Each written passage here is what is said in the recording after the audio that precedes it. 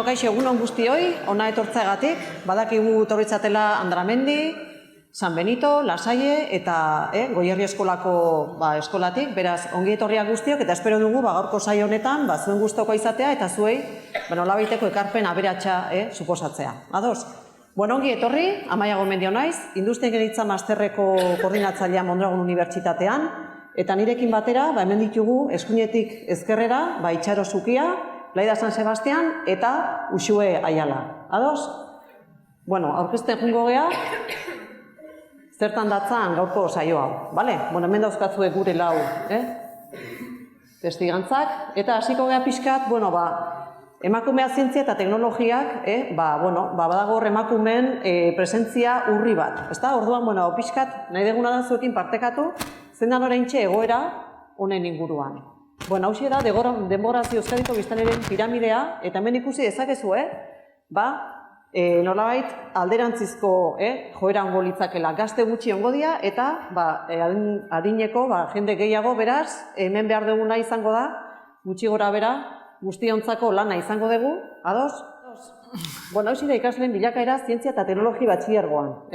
Ikusten duzuen bezala, 154 gizonezkoa da, eta 125 emakumezkoa zientzia eta teknologiako batxilergoetan. Orduan, ikusten dugu ez dela, hori dagoela orekatua. Lanbide heziketan, 9% da lana eta zientzia eta teknologian oinarritutako ikasketak aukeratzen dituzten portzentaia. Eta unibertsitatean berriz, 131, bai? Gizonezkoetan, altuagoa delarik. Etorkizunari begira, lan eskaintzetan, lanbide heziketako eskaeran mekanika, fabrikazioa izango da oso eskaera handi okiko duen irtenbide bat, instalakuntza eta mantentze lanak, elektrizitatea, eta ikusten duzue, eskaintza eta dagoen jendearen aldea desberdina dela, ezta? Daukaguna 2016an urriagoa izan da, 2018an, baina honek esan nahi du, ambito hauetan eskaera handia izango dela. Eta ingenieritzetan ere, industria ingenieritzan adibidez, ikusten duzuen moduan, hazkundea dago eskaera horretan. Eta emakumeen presentzia hor oso txikia. Horregatikan, etorri gara hona zuei nolabait erreferente batzuk, emakume erreferente batzuk aurkeztera. Bale, erakutsiko izuet pixkat bailara honetan, zein da,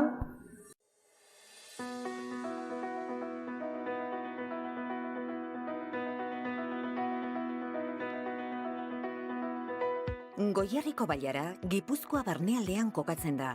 19 udalerri osatzen dute eta 45.000 biztanle inguru biltzen ditu. Industria sektorean oinarritzen da batez ere jarduera ekonomikoa, konkretuki metalaren alorrean. Gaur egun sektore honetan kokatzen da zuzen ere lan eskuaren 40%. Goierriko enpresekin erlazionatuta, gutxi gora bera, 200-etik angorako enpresa kopurua dakau, baina nabarmentzekonak dira, KAF, Iriza, Rampo, Orkli bezalako enpresa handiak. Baiarako enpresa gehienak STEM arloko perfila bilatzen dituzte, ze ingenieritzarekin edo fabrikazio mekanikoarekin oso lotuta dauden enpresak dira. Zein da ordea Goierriko gazteek zientzia eta teknologiarekiko duten jarrera? Eskualdeko 14 eta 16 urte bitarteko 408 gaztek erantzun dute estimarloen inguruan duten autopertzepzioa ezagutzeko galdetegia. Interes edo zaletasunei dagokienez, ikusi da genero estereotipo tradizionalek eragina dutela gazteek zenbait gairen inguruan duten interesean. Hala, neskek hobeto baloratzen dituzte gai sozialekin, irudi pertsonala eta modarekin, eta osasunarekin lotutako gaiak. Aldiz mutilek, kirola, zientzia eta teknologia, eta sare sozialetako influencerrak. Nire afizio gehien bat lagunekin ateatzea eta kirol ezberdinak praktikatzea die, adibidez futbola. Kirola orokorren bai oso gustukoet, bizikleta eta futbola hoitan konpetitzen ibiltzen naiz. Nire afizioak txikitatik beti izan die teknologiakin eta zerikusi dauketen gauzak, eta gaur egun baita informatikakin eta zerikusi dauketenak. Eskolea praktikatzen, eta ero aparte musikara asko gustatzen zait, eta ni jotzet pianoa. Ikasgaiei dagokienez, neskek biologian, kimikan eta matematikan dute interesik handiena. Mutilek aldiz, teknologian, informatikan eta matematikan. Hala, STEM ikasgaiak gazteek ondoen baloratzen dituzten ikasgaien artean daude. Baina teknologia eta informatika ez dira aipatzen neskek gehien baloratzen dituzten irakasgaien artean. Nire gustoko ikasgaiek die mate eta tekno, matematika zenbaki gustatzen zaizkitelako. Asko gustatzen zaitola enpresan mundua eta hola. Nire gustuko ikasgaiek die matematika eta fisika kimika, ze iruditzen zait bitan behar dela pentsatzea eta burue martxan jartzea. Ekonomia asko gustatzen zait, baina ni gehienoa zientzia aldetatik, eta orduan nire gustuko ikasgaiak dira matematika eta fisika eta kimika. Etorkizuneko ikasketa aukeraketari dagokionez, neskek osasun eta gizarte zientziekin eta irakaskuntzarekin erlazionatutako lanbideak hautatu dituzte gehien bat. Mutilek berriz, informatikari eta teknologiari lotutakoak. Zer ikasi nahi egiten oraindik ez dauket oso argi, baina iritsi nahi egiten puntue irakasle izatea da. Baina ikasi nahi egitena zientzia mundutik eta kalkulo aldea eta hori gustatzen zait, matematika eta fisika bezala adibidez. Bueno, nik bi osasungintzatik jarraitu ezkero behintzat dauket pentsauta fisioterapia eta IBF-ko doble gradu bat itea. Eta letrak bastante deskartauta zietu. Esten prozeduran edo lan itea gustatuko zileten. Ni bide hortetik jarraitzea ni gustatu zaiten, letradatibo baino. Nei iruditzen zait ingo nola lan estimekin zerikusia dauken ingenieritza nahi detena ikasi edo olako gauzakin. Desberdintasuna nabaria da etorkizunean STEM arloan lan egiteko azaldu duten interesarekin. Nesken 29% eta mutilen 59,2% adierazi dute etorkizunean STEM arloan jardutea gustatuko litzaiekeela. Etorkizunean, STEM arloan lan egiteko azaldu duten interesa guztiz erlazionatuta dago etorkizunean STEM arloan jarduteko izango duten gaitasunaren autopertzepzioarekin. Datozen urteetan izango dan STEM bokazioko edo STEM arloko lanbideak 40%ko igoera jasango dute. Hortaz, demanda edo eskari horri buelta emateko ezinbestekoa da batetik unibertsitateen lana, beraien graduak eta beraien masterrak sustatzen, eta bestetik bai udal, gizarte eragileen lana, nolabait, bai ikasle, bai guraso eta bestelako agentei informazioa helarazteko. Orduan ikusten duzue, demografia aldaketa dalako eta aldaketa generazionala egongo dalako, lana egongo dela baita ere, teknologia eta zientzia arlo guzti hauetan, bai neska eta mutikontzako noski, bale? Bueno, eta orain, testigantzekin hasiko gara, Uxue Aialari pasako diotitza, kafeko salmenta arduraduna da, eta berak aurkeztuko digu bere ingenieria da, eta berak aurkeztuko digu bere lana zertan datzan. Bueno, egunon, eskerrik asko etortzagatikan, amaiak zen bezala, ni Uxue Aiala naiz, bueno, kafeko erosketa saien egiten dut lan, bertako arduraduna naiz, baina bertan egiten dut lan. Orduan, kafeko erosketa saien, azkenen gu arduratzea tren bat ekoizteko behar dian gauza guztik erosteaz. Hau da, alde batetikan, ikusi daitezke, hemen ari ikusten zuen oso grafikoa dian, edo asientok, lurra, lehiok eta hola, gero bestalde batetikan, mailak eta holako gauza, baina baita ere bai gauza elektroniko. Hau da, pantografoa, hoi da elementu bat joten dana trena eta katenaria dela elektrizia hartzen duen lekutikan igota jetxiten dana, motorrak, azkenen berrian gauza gehien aktuek tren baten ikusten zen guztia. Hoi material bezala, kable guztik, komunikazio sistema guztik, azkenen ematen du gauza simplea, baina gauza mordo dauzka. Baina horretaz gaine bai, daude gauza asko ez dianak ikusten. Hau da, zuk proiektu bat aurrera emateko, baina behar dituzu, trena ondo diseinatua eta koiztua daola erakutsi, ez? Gauza guztiek bai, probatu inbardia, test ezberdinak inbardia, horren gauza guztiek bai, erosketa saietikan kudatzitu. Ikusten zuen bezala, gauza mordo bat daude, erosketa saien inbeharreko, ez bakarrikan mai bat erakutsieten bezala, baizik eta imaginatitzezkezuen gauza guztik, edozein erramienta, gauza pila bat erosi behar dira, proiektu bat aurrea emateko, kasu honetan, tren baten ekoizpena burutzeko. Eta, Amaiak esan duen bezala, nik ingeniaritza industriala ikasi nun, eta nahi ingeniaritza industriala ikasteak eman dizkiten baliabidek eta aukerak izan dira, azkenen nik nahi nun arloa jorratzeko aukera izan detela. hasiera baten ez neukan oso argiz nondikan jun, baina beti, beti gestio, kudeaketa eta bideoi gehiago gustatu zait, eta nik ingeniaritza ikusti dutena da, aukera hori ematizula, azkenen irikitzezkizu aten mordo bat, zuk nahizun bidea jorratzeko.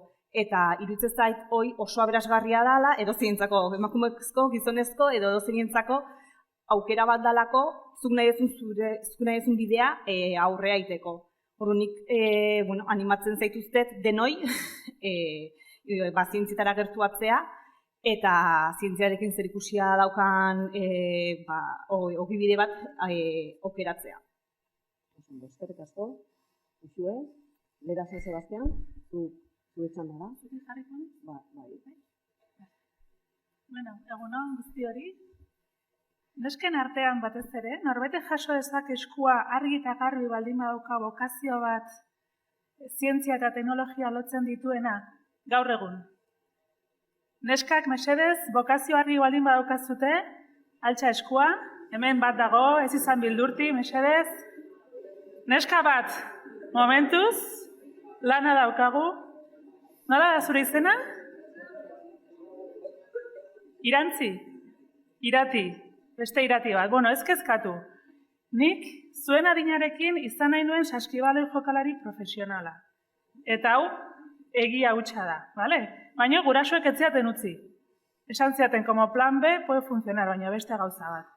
Orduan, batxillerko aukeratu behar izan nuen, eta argi neukan biologiatik jo nahi nula. Zergatik, nire biologiako irakaslea oso gustoko nulako. Eta orduan, biozientziak hartu nituen batxillergoa egiteko. Eta gero matrikulatzeko garaia iritsi izan, eta ez nintzen ingeniaritzan matrikulatu. Medikuntza, erizaintza, eta horrelako gauzak hartu nituen. Baina iritsi izan gero, hasteko momentua, eta nire gurasoak esan zidaten. Eskezin dugu, kanpora joan banu medikuntza ikasteran, nire aizpak ere bai kanpora joan bartzun, nire aizpa zaharrena hasi zen ingeniaritza ikasten, eta naia gazteagoa geneuka eta esatzen denok ezin zeate kanpora joan. Aukeratu zerbait, baino hemen Donostian dena. Eta ordu nire gurasoek bultzatuta ingeniaritza aukeratu nuen. Hori zen nire bokazioa ingeniaritza ikasteko zuen adina neukanen. Zer gertatu zen, deskubritu nula pasio bat. Bai? Eta ez lehenengo bigarren eta hirugarren mailan, karrerako laugarren mailan aurkeztu ikusi nun oso gustoko nula. Ordu arte, etzan bat ere erresa. Badakigu askok bildurra daukagula horrelako karrera bat hartzeko, eta egia da, erresa ez dela. Baina zein gustatuko litzaioke lan monotono bat eukitzea mesedez altxaskua. Lan monotono bat, egunero gauza berdina egiten egotea. Monotono, un tono. Todo el día haciendo lo mismo. Zuri gustatuko litzaizuke beti gauza berdina egiten egotea. Bale, agian ez dezu ingeniaritza aukeratu behar. Bai? Bale? Zeini gustatuko litzaioke soldata on bat ez eukitzea. Zeini gustatuko litzaioke inoiz mundutik ez mugitzea. Zeini gustatuko litzaioke inoiz gauza berriak aukerak ikasteko aukerarik ez eukitzea. Ingeniaritza guzti hori eta askoz ere gauza gehiago da, bai? Nik lehenengo, bigarren eta hirugarren urtean asko sufritu nun, karrera etzan erresa. Eta ni tuntuna ez nintzen, Ez nintzen klaseko argiena, baino langilea nintzen. Tala ere lehenengo hiru kurtsoak zailak izan ziren, baina atera nun. Eta laugarren mailan kudeak eta arlotik jo nintzen, antolakuntza, industriala. Eta bosgarren maila eta seigarrena, ze orduan urte asko zian, bai? Eta zer egin nuen, zer nahi nuen egin? Atzerriko enpresa batean lanea joan. Eta zer egin nuen? Hementxe bertan enpresa bat montatu. Bai? Ikusten dezutenez oso argi neuzkan nire ideiak hasieratik, eta momentuan aldatzen zitzaizkidan eta ondo juten zen. Jendeak esaten zian, enpresa montatzeko ikasia den, eska. Eta gainera nire enpresa zartzararen munduan izan zen. Zartzararen munduan ikasi gizarte zientziekin erlazionatutako zerbait. Guzti horiek momentu hortan ez zuten ulertzen ingeniarintzak zenbaterainoko bideak ireki ditzaken. Hortik hasita, esan asko disfrutatu daitekela, baina bide askotan ere zuk egiteko gaitasuna badaukazela. Horrekin igual hasteko nahi badera. Zerrik asko, Laida, eta Itxaro? Eta naiz, doktoretza ikasten nahi naiz Mondragon Unibertsitaten, Eta...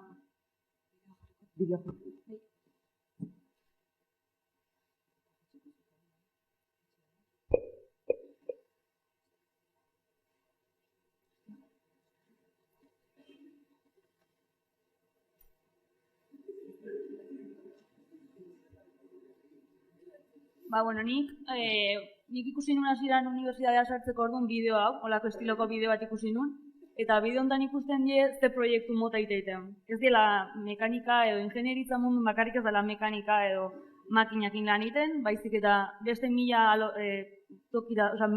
gauza iteiteula, eta kasu honetan nahi gehienak usaltzeiten izan zen 3D impresorakin, fabrikazio gehigarrikin da lan iteko aukera ematen zian karrera bat zela ekoteknologiatako prozesu industrialak itea.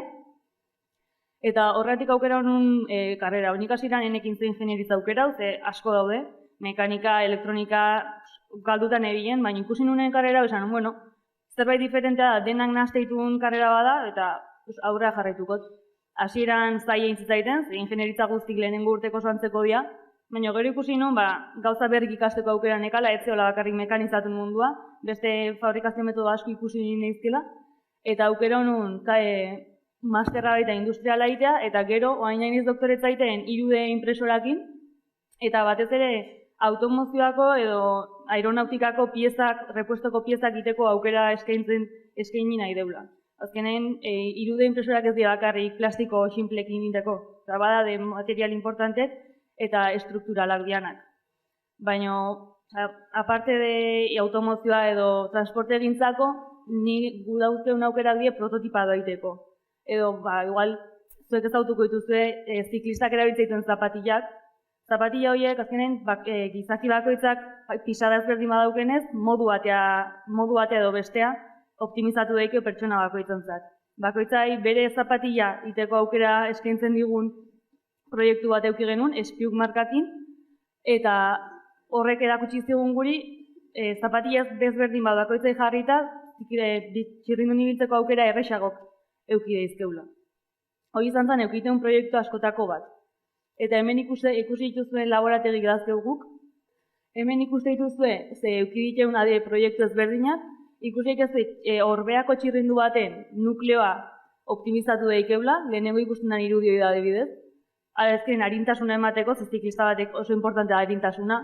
Bigarrengo aukera ikusi genuen, robot baten eskua iteko, optimizatua, txirrinduko kasko bat, zenen geometria ezberdina, bakoitza bere buruantzat egokitua izan daikena, dron bat egin genuen baita, eskeitantzat beko egiturak, esan ditzen bezala zapatilla batzuk, eskua puskatzen dezuenen jartzen dien ferurak baita imprimitu daizkeu, bakoitzontzat egokituak dianak, modu horta jarrita dakazun bitartene rehabilitazioa egiteko aukera emateizuna, ze movimentu minimo bat eskaintza dute.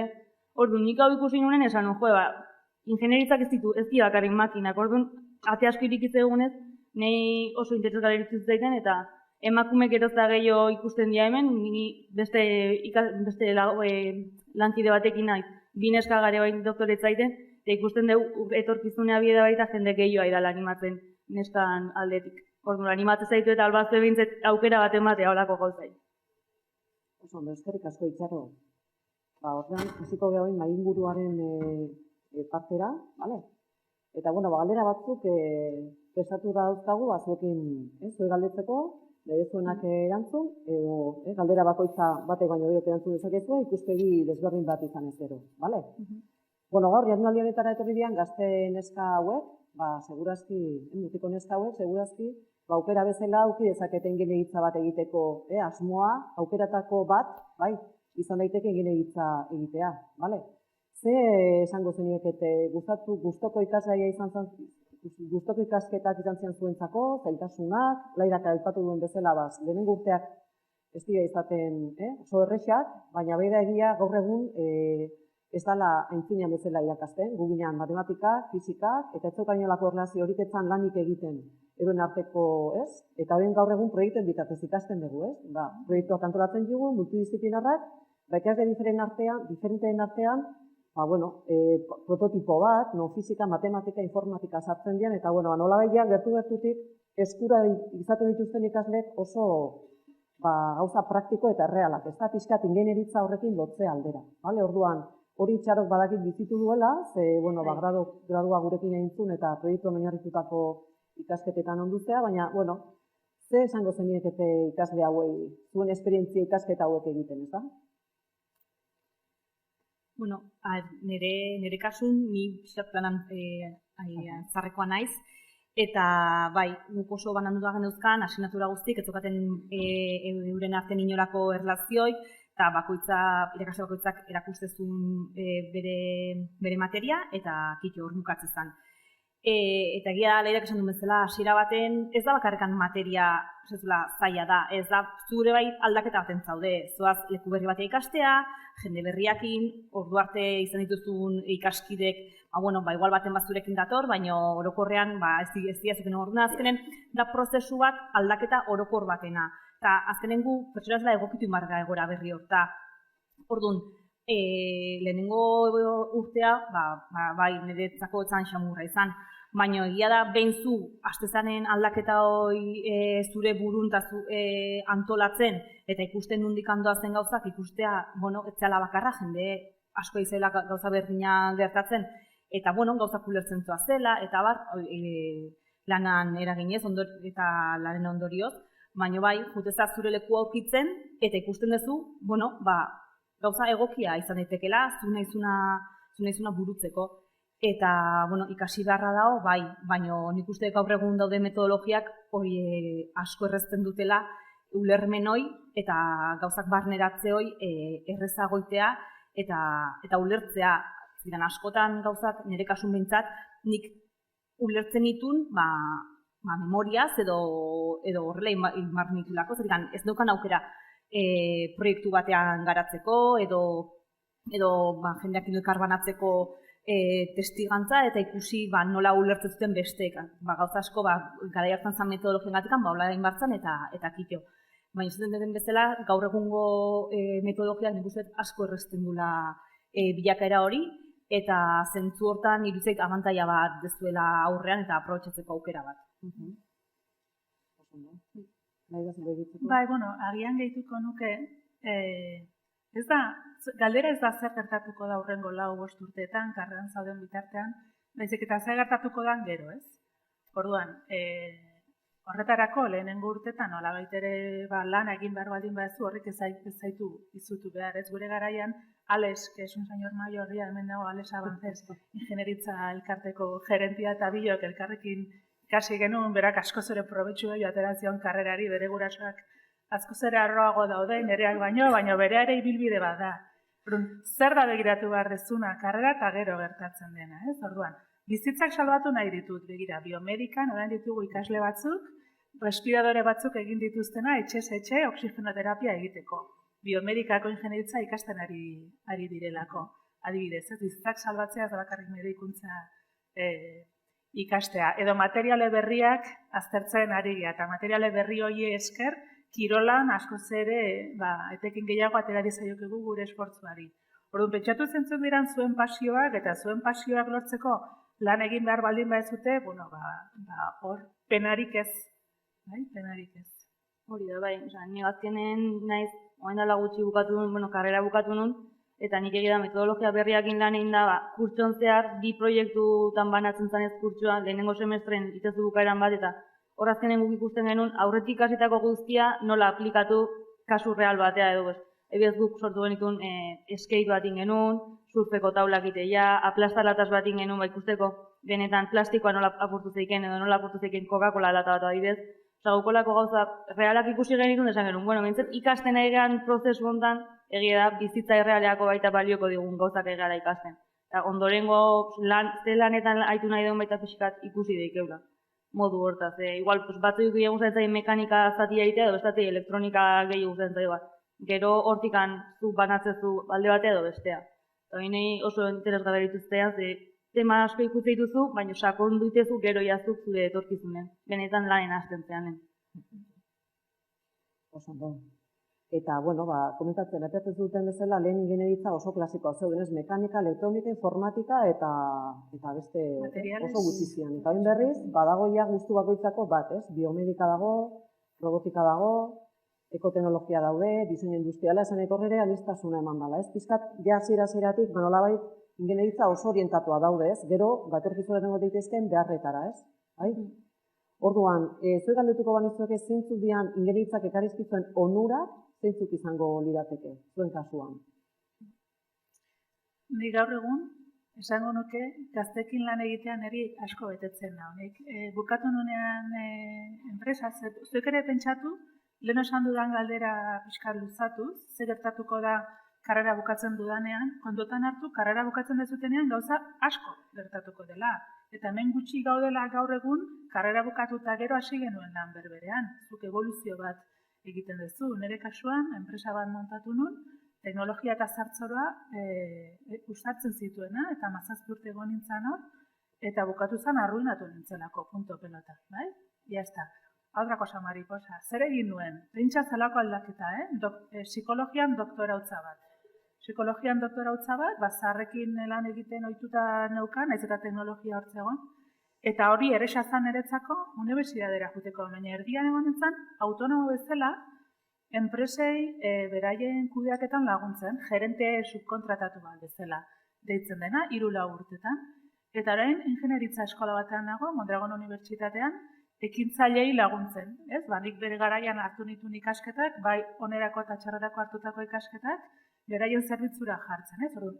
Ibilbidea oso luzea da, eta nik nire kasuan, egunero gauza desberdin bat, eta nire kasuan, jende gaztearekin egoteko aukera, baloratzen dut. Nire kasuan egunero zerbait berria ikasteko aukera ze. Nik ez egiten daksan bezala lan monotono bat. Nik egunero gauza berrik ikusten ez, eta gauza berrik aztertzen orduan. Egunero ikasten zerbait berria, hori esatez, bihar igual beste arlo hontatik jungo naiz, edo pixkat aldatzeko aukera hori dakat. Orduan nahi horrek bai satisfazio bat ematizu eta ez zera aspertzen zure lanakin, zer beti aldatzen di joan gauza bada.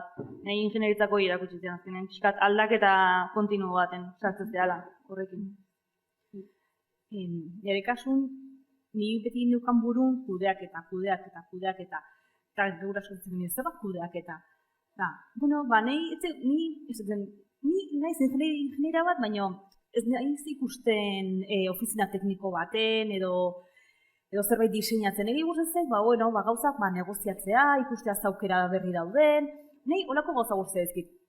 Nik karrera bukatu ninen, proiektu amaiera eitea, karrera amaiako proiektua eitea nintzen estatu batuta, bertan nintzen 2 urte, lehenengo inun proiektua eta gero bertako HP enpresan lanean, bueltatu nintzen gutxi, zer nik berreo kanpoa jo nahi dut. Eta, nintzen junla oso lurralde exotiko batea, Poloniara jo nintzen, beste 2 urtez. Eta gure esatzen, zitez du Polonian. Azkenen nik gauzak ikusi nahi ditut, ikusi nahi kanpoan zer dago, nola egiten dituzten gauzak, eta beste 2 urte. Orduan, hasteko ingenieritzaren egin badit aukera, ateratzeko kanpora eta ikustea zer egiten duten kanpoan. Nola kudeatzen dituzten gauzak kanpoan. Ze nolako enpresak dauzkaten eta ze nolako gauzak egiten dituzten.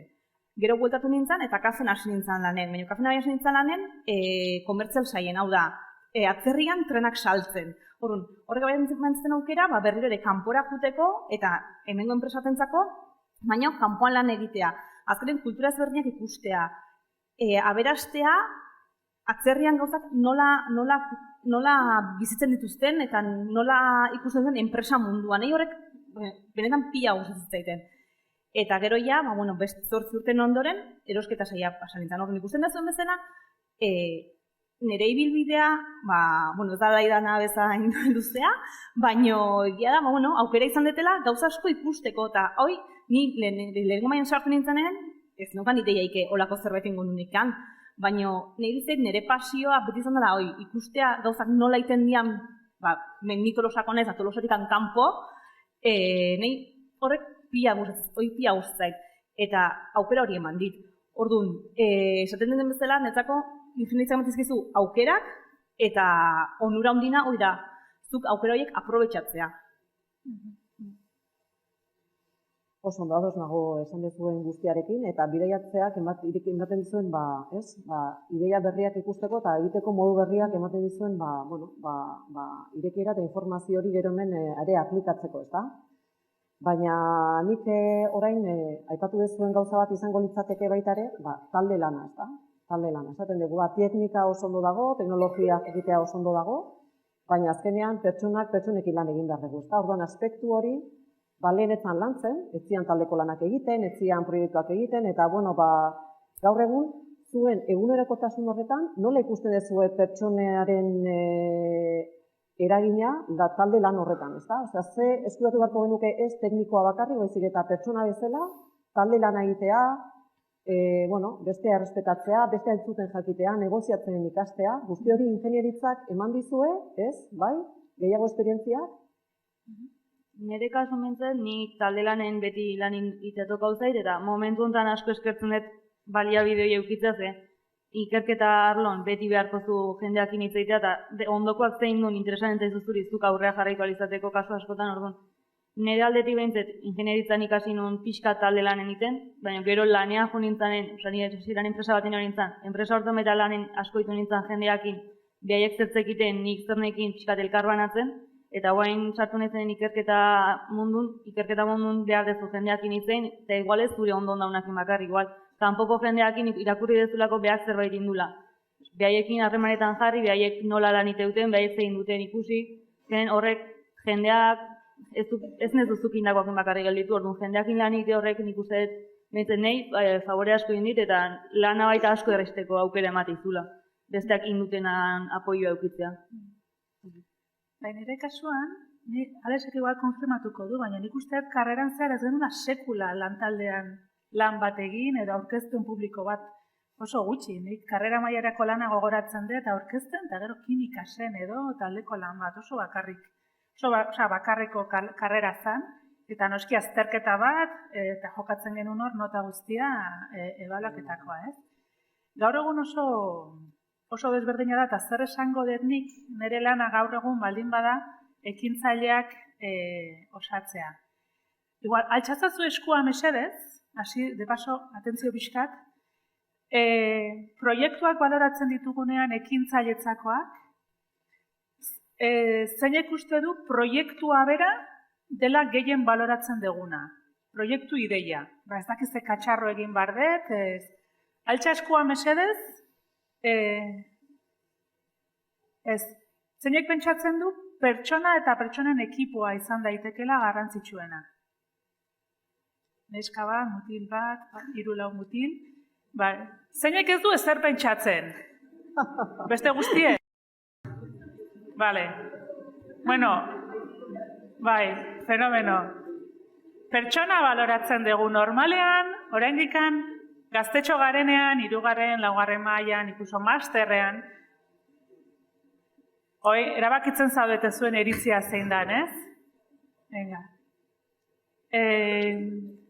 Proiektuak oso flojoak dira askotan, ez daukagu esperientzia merkatuan, ez da zientziaren horrelako ezagutza oraindik, ikasten ari ikaslea gara. Eta orduan kompetentzia soft skills deitzen dana esaten dugu. Eta izatez, klasean aplikatzen dugu jada, eta nik 20% bat igo dezaket, edo 0 arte jetxi dezaket, lantalde baten lana, pertsona bati, beraien klasekidek pentsatzen badute ez duela ondo lan egin.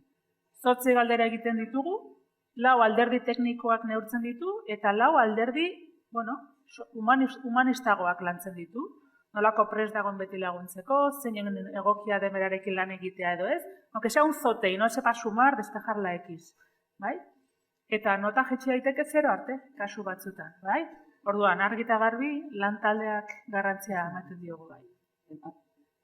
Eta enpresa munduan, topatzen dian arazo handinak ez dira teknikoak. Arazo teknikoak erantzuna dute. Arazo handinak topatzen dituzunak dira pareko pertsonakin laniten ikastea. Azkenen era guztako jendea dago, beraien kulturan gatikan, edo betxean ikastetakoan gatikan, edo denaldalakoan gatikan, ez dutelako bezala pentsatzen. Eta ulertu inbargea eta gertu delatu inbargea, zetan azkenen aman komunean puntuak bilatu behar dugu proiektu baten onurarako. Hortaz, teknikoa konponduko da, baina oso garrantzitsua da parean daukazun pertsona horrekin konektatzea, eta bertentan ikustea zer da ari arduratzen diona. Zerratzen da horren arduratzen garrantzia ematen ez diozun puntu bati. zergatik berak ez du nahi bide bat jorratu. Azkenen, hau dena ulertzen da lan gehiena daukaguna enpresa munduan. Eta iruditzen zait, gaur egun eskolatan ingeniaritza bideratzen den modun, hoi lantzen dela. Guk unibertsitatean ez genuen inoa hoi garatzen, eta somatzen da. Azkenen nire generazioko ingeniaritzak eta ingeniaritza ikasizun jendeak eta beste dozein karrera berdina da.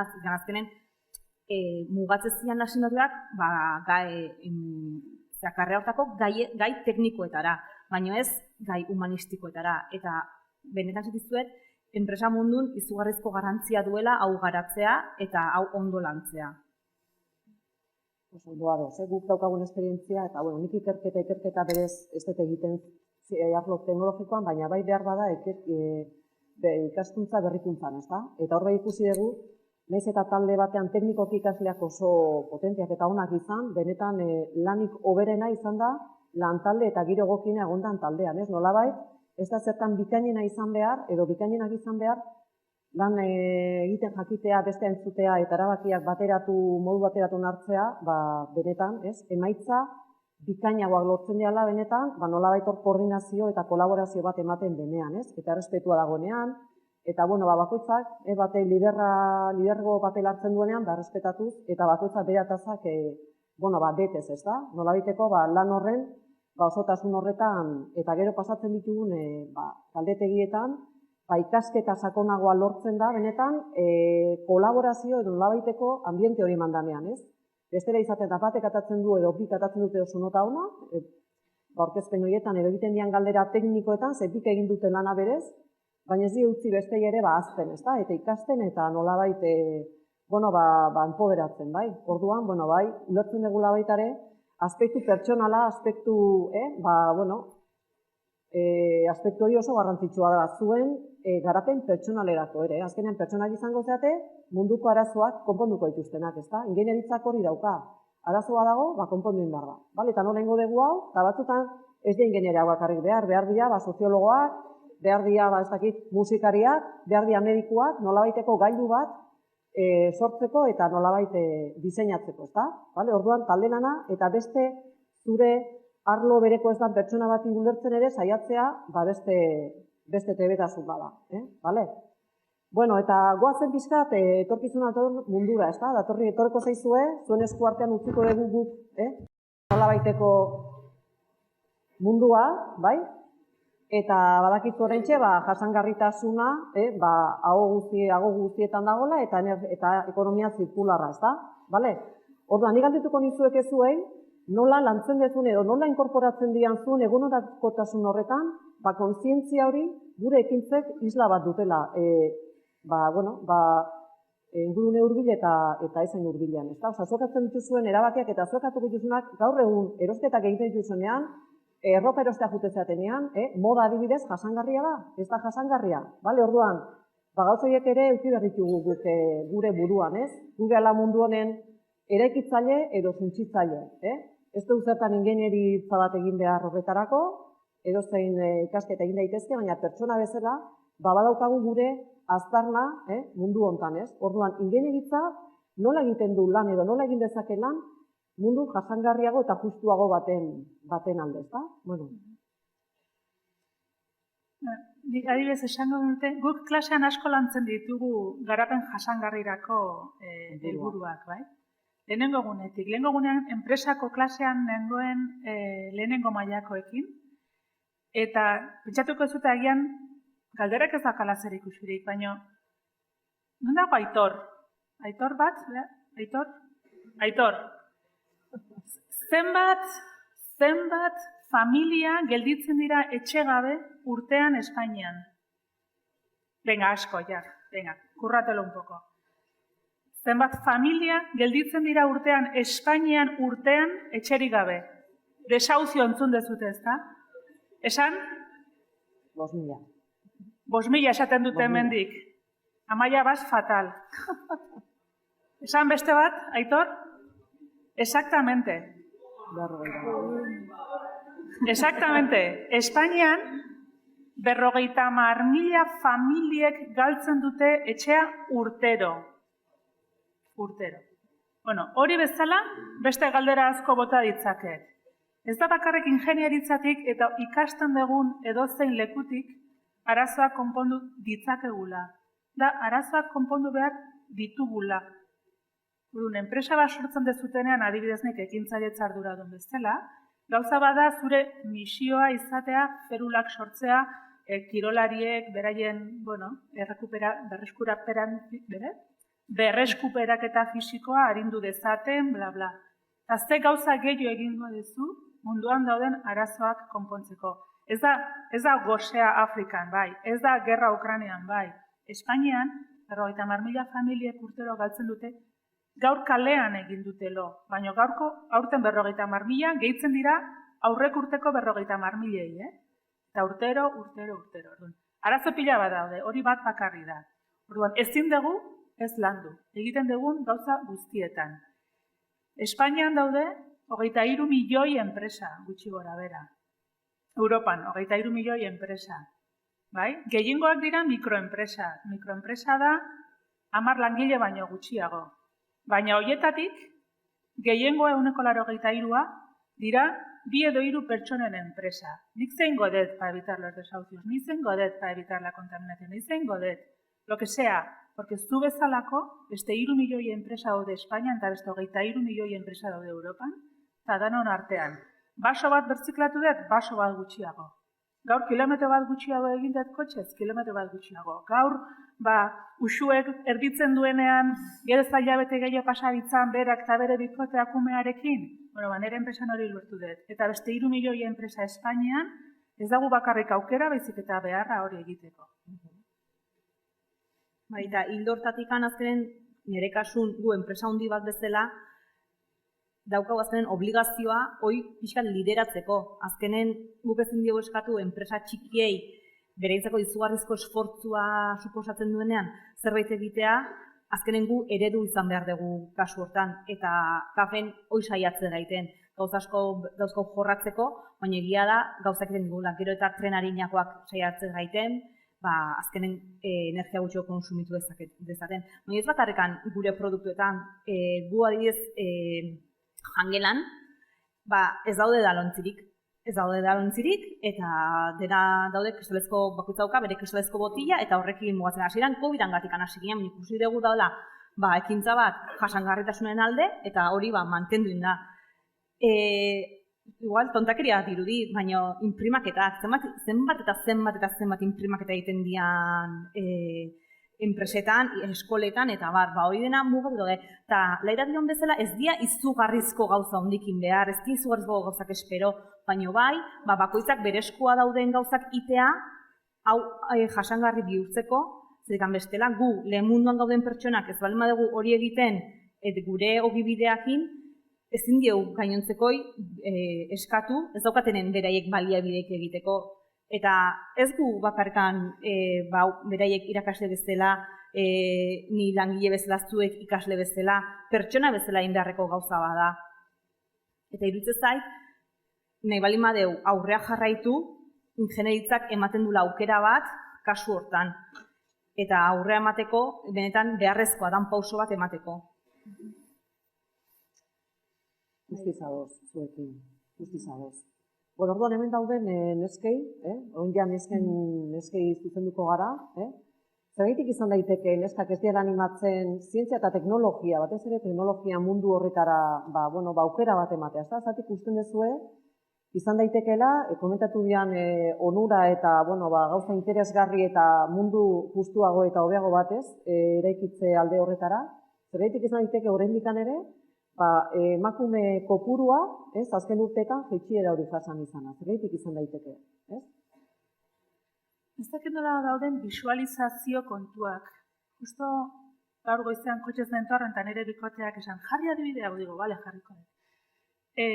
Duela urte batzuk kanpaina bat egin zen, hostailu denda batena, nun panpin bat agertzen zen, ez dakiz toixara, ez dakiz zen izango zen, panpin bat, nesken panpin bat, eta Audi itxura zeukan kotxe bat, ateratzen ziren baldetatik, eta neskatoa hasten zen panpina Audian gidatzen. Eta bapatean Audiren salmentak izugarri hasi ziren emakumeen artean, ez?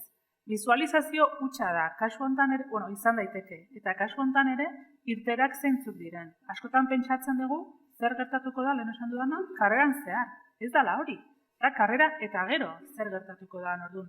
Ez ezagutza handia dago hemen, batak trenen eta zapatilen piezak ekoizten, besteak piezak saltzen eta erosten. Amaia kaina sartzen irakasle bezala. Ni ekintzaileekin ideia desberdinak aurrera ematen. Elkargoan ere bai, gaur bezala, bokazioak sustatzen. Ales, noiz egin zenun zure bizitzako azkeneko kalkulo teknikoa? Pues ni bezala, pues dakit, nik duela 20 urte, bai? Ez da kalkuloak egiten egotea baizik eta arazoa konpontzen egotea, baina ez dira ezagutzen askotan ingenieritzaren aplikazioak orduan. Bisibilizatu aukera horiek uste dut agian falta dela eta hori zen daiteke arrazoietako bat. Nik uste dut emakumea ere gai dela, ez? Olako ekarpen teknikoetan lan egiteko eta referenteak badaude, baina gehiago egitugu, osake zuengan izugarrizko esperantza daukagu, bale? Baina eta noski mutikoek teknologia beti daukate buruan maizago emakumeak baino, ez da? Eta ez dakit, irikiko dugu galdera txanda, hemen, etorri zaretenen artean, galderarik bota nahi izan ez gero,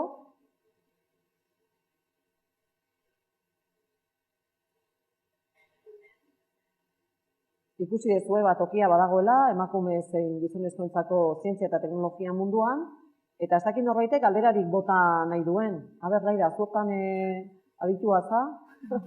Aber, non dago Maitane? Maitaneren bat? Naikari? Venga, Naikari? Naikari esan dezute? Venga, non dago? Aber, gaurko ideiaren bat, nork labur bilduko luke? Nork auki dezake oraintxe bertan, hitzaldian sartu den, baina kuriosidade pixkat gehiago. Altxatuko zenukete eskua norbaitek kuriosidade pixkat gehiago baldin badu orain sartu denean baino? Oso, ingeniaritza aukera moduan sartu denean ez zuena edo eta orain behar bada, sartu denean baina konbentziko dagoena? Ez dugu... Bat bai, ratia ezan. Oso ondo. Ordu merezi du ja. Oso ondo. Eta nik eskatuko banitzueke emakumea zientzia eta teknologia, emakumea zientzia eta teknologia hitza, hiru terminoiek buruan etortzaizuen zerbait, kontzeptu bat, hitz bat, demora hartu pentsatzeko? Emakumea, zientzia eta teknologia. Etorkizuna? Izalek, Etorkizuna. Txaro? Eskenik etorkizuna esan manuke. Etorkizuna esan manukela. Irautza, ere bai. Humanizazioa. Humanizazioa. Humanizazioa. Neri galdetuko bazen didate, izango litzateke, esperantza. Esperantza, inoiz galduko ez duguna, eta, gu beti postea, klaseetan, emakumeak sartzen direnean, ez? Nire seme zarrena, urten hasi da ingenieritzan, eta galdetu nion, ez? Mekanikan, da zan nion, eta zen da neska haude gelan? Eta dia, 30,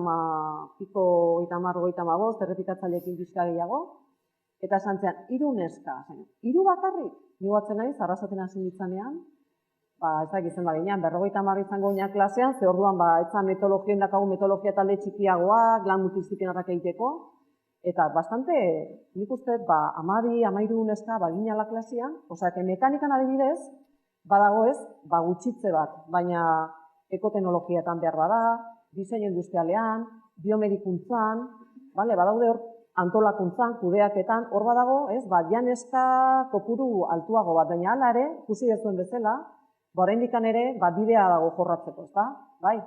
Eta esan deguna, aldaketa generazionala egongo da, eta guztiontzako egongo da. Bai lanak atal teknikoan, zientifikoan, eta beste arlo guztietan ere. Eta nik uste referentziak ukitzea, emakumeak ere, teknologian eta zientzian, aurrera pausoak ematen gabiltzala, zuentzako, nolabait, hor islatu egon zaitezketela, eta etorkizunean ere, gu hemen gauden bezala, zuek hemen parte hartzaile Espero dugu olako saiorik antolatu behar ez izatea, behintzat emakumeak zientzia eta teknologiatan animatzeko, edo nolabait artenbide oso erreal eta zesango nizuke, kitzikagarri moduan, nik uste oso mundu interesgarria dela, eta esaten duguna, bakoitzak gero, karrera profesionala ingo du bere beharra edo bere barruan duen oihu horrek bideratuko edo nolabait zuzenduko du bere bizitza, nik zuen adinean egonean medikuntza egin, arkitektura, ingenieritza, irakaskuntza, eta esan du, haze koktelera, kiston koktelera nukan. Eta azken erabaki nuen, ez dakizagatik, ingenieritza mekanikoa, 5 urtetakoa nintzen animatu, ingenieritza teknikoa esan du, lehenengo 4 urtekoa ingo dut, eta gero ikusiko dut, bale? Mekanika inun da oso gustoko izan duen, baina egia da 3. mailan hartu niola gustua, ze lehenengo bietan zan oso estankoak ikasgaiak, eta gero juntzan pixkat gauza hobetzen, eta ja 3. mailan esan du, hau bai da nirea, kalkulatu nahi dut egiturak, estrukturak, eta bekatuta izan nintzen, eta Nantesen, Frantzian, ingenieritza zibila egin nuen. Ni berez, industria ingenieria ez daukat, gero konbaliatu nuen duen, baina berez, ingenieritza zibila naiz ez, eta hori bai dela munduen, gizonezkoen mundua, baina, oraintxe nago irakasle, egituretako ikaslea naiz barkatu, zorrotza edo ezain zorrotza, lehidak esango du, lehen osan duen bezala, batzo bukatu nituen azterketa batzu zuzentzen, bale? Baina, egituretan pertsonak ongo gehat, orduan, nolabait ez zorrotzak izan beharria, ez da, todo no bale, bai? Orduan, irakasle naiz, irakaskuntzan egin da irakasle naiz, ikasleak maite ditut, bale? Profesionek ematen dizuna da benetan kristona, izugarria, eta eraikuntza kalkulatzen ditut, bale? Mekanikarekin zerikusia dauka, eta ni esango nizueke ingenieritza dela, irakasle izateko bideak ere irekitzen dituen, karrera bat, bale? Eta ez dakit zerbait norbaitek ditu nahiko duen, irakasleren batek akaso, nirekin badatorren, gazteri hau dela etorkizuna eta, bale? Referente honak izatea oso garrantzitsua dela, bai? Eta ez duki beldurrik, hankasartzea. Hankasartzea badeu, ateako gea, bale? Ados? Baina izan zaitezte zoriontsu eta pertsona onak. Bale, hori behar dugu, pertsonak eta gero teknikoak. Bale? Ez dakit beste zerbait gehitzeko daukotzuen? Sentitzu. Baitatzen dugu.